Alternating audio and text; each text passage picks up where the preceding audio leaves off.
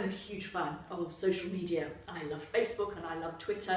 I must admit I'm not into some of the other forms of social media. Those are my two favourites. And I think the whole question of how we use our bodies in social media is a really interesting one.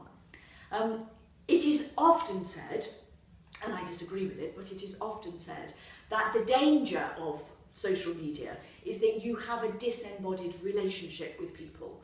And actually, when used wrong, social media can be quite dangerous in that you can invent yourself apart from who you really are. You can come up with all sorts of versions of yourself. But actually, when used right, social media is a profound extension of our embodied existence. Photos are vital on social media. They tell us what we're doing, they tell us what our friends are doing, they communicate so much about us. And for me, one of the really interesting things is to reflect on how we display our embodied existence on social media.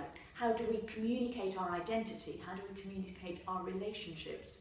And I think there is something kind of quite profound about that question, about how we begin to reflect in depth about what identity and social relationship looks like when you don't meet people in an embodied way. One of the things I've noticed recently is that I've started saying something that I've never said before. So I'll meet people I only know through social media, and I will say to them, "Lovely to meet you in the flesh," which is something I've never said until social media has grabbed hold.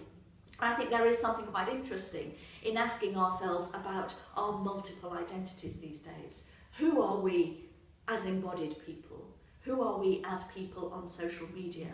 And unless we're very clear about that integration between those identities, then things can begin to go wrong. But if we see social media as an extension, not a separate part of our identities, then actually social media is very helpful and very profound in our reflection about identity.